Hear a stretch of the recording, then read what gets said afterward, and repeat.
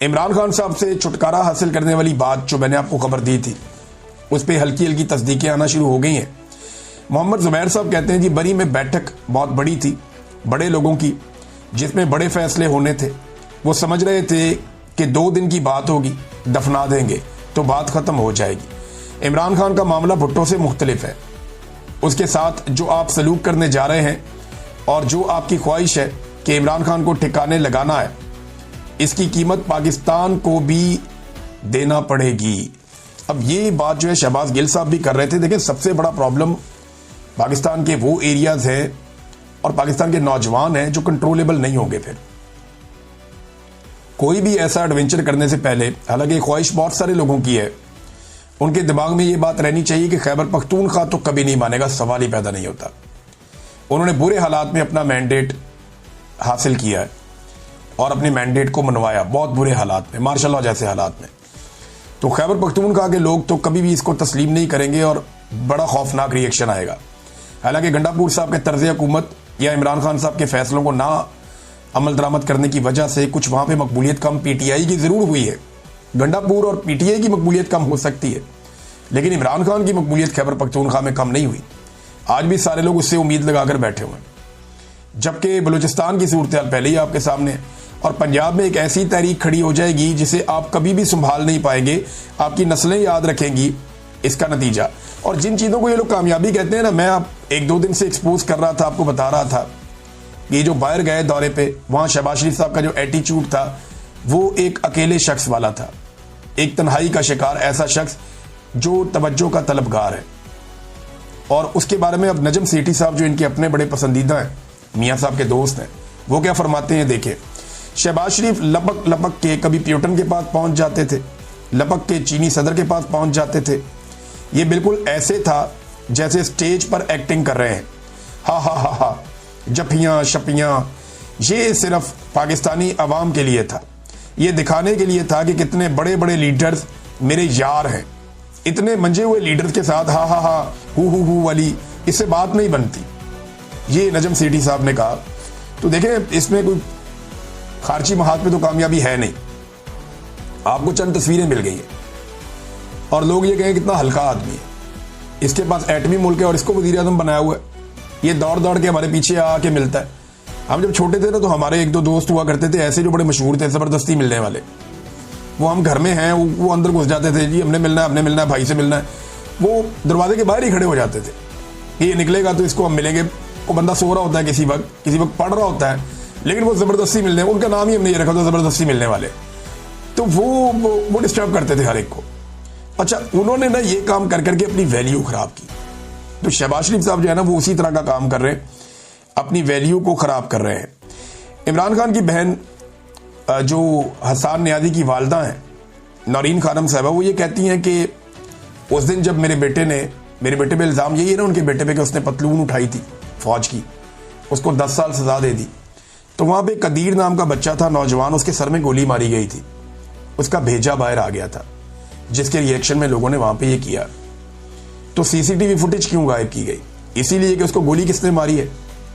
दूसरा, वो एक हमारा इस्लाम भी कहता है कि एक इंसानी जान की हुर्मत जो है वो काबे की हुर्मत से ज़्यादा है। तो एक पतलून की हुर्मत जो है वो किसी इंसानी जान से ज़्यादा कैसे हो सकती है? पतलून उठाने के जुर्म में हसन नियाज़ी जो है वो बंद है 10 साल के लिए, जबकि जिसके सर में गोली मारी गई बच्चे के, उसका कातिल आज तक कोई पता नहीं किसने मारी, क्यों मारी। और इसके अकेले के सर में गोली नहीं मारी गई, उस दिन दर्जनों लोग शहीद कर दिए गए थे और वो लोग सारे वही थे जो एहतजाज करने के लिए गए थे कंटोनमेंट्स के इलाकों में पाकिस्तान भर में। नाज़रीन, पाकिस्तान तहरीक इंसाफ ने ऑपरेशन रद्दुल मुनाफिकीन का ऐलान किया है और उन्होंने कहा जी कि हमने गिलगित बल्तिस्तान से जिन लोगों ने पाकिस्तान तहरीक इंसाफ के साथ गद्दारी की या इमरान खान साहब के साथ गद्दारी की, हमने उन सारों को निकाल दिया है पार्टी से। तो ये रद्दुल मुनाफिकीन जो है वो इमरान खान साहब वक्तन फ़वक्तन करते रहते हैं।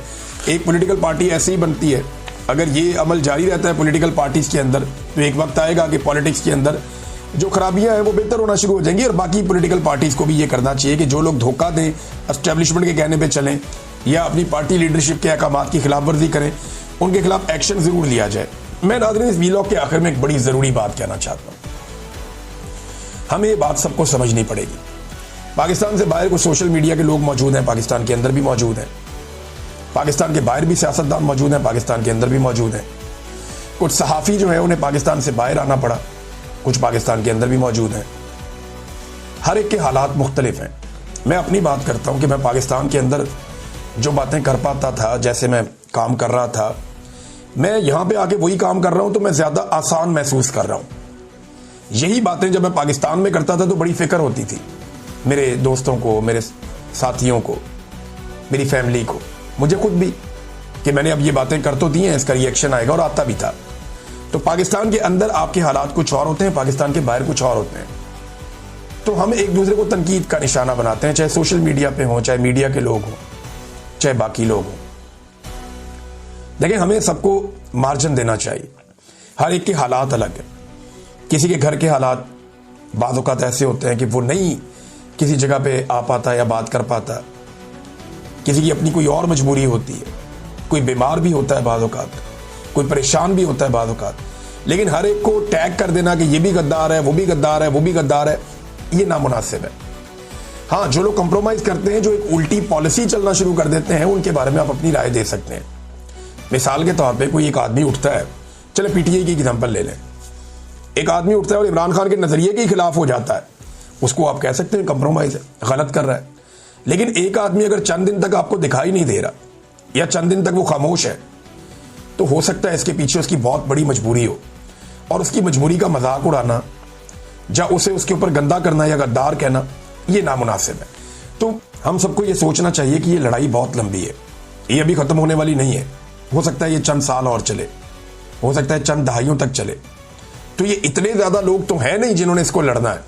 तो जिन लोगों ने इस लड़ाई को लड़ना है या ये अलम बुलंद करना है कि पाकिस्तान में सिविलियन सुपरमेसी होनी चाहिए, रूल ऑफ लॉ होना चाहिए, मैंडेट का एहतराम होना चाहिए, इंसानी हुकूक की पामालियाँ नहीं होनी चाहिए, आज़ादी इज़हार राय होना चाहिए, जिन लोगों को ये लड़ाई लड़नी है उन्हें अपना दिल बड़ा करना पड़ेगा। ख़ास तौर पे उन लोगों के लिए जो इस लड़ाई में पॉजिटिव रोल प्ले करते हैं। देखें, ये ऐसा भी होता है ना कि एक आदमी ने लड़ाई लड़ी लंबी, अब थोड़ा पॉज भी लेता है बंदा। सारे इमरान खान नहीं होते कि वो लड़ते ही चले जाएं, लड़ते ही चले जाएं, लड़ते ही चले जाएं। अगर ये सारे इमरान खान होते तो फिर मसला ही क्या था? फिर तो कोई मसला ही नहीं था। सब इमरान खान नहीं हो सकते। तो जो पाकिस्तान से बाहर बैठे हुए लोग हैं उन्हें भी समझने की ज़रूरत है, जो पाकिस्तान के अंदर बैठे हुए लोग हैं उन्हें भी समझने की ज़रूरत है। एक दूसरे को ताने देने की बजाय फोकस वहाँ रखें जहाँ से पाकिस्तान को नुकसान पहुँचाया जा रहा है।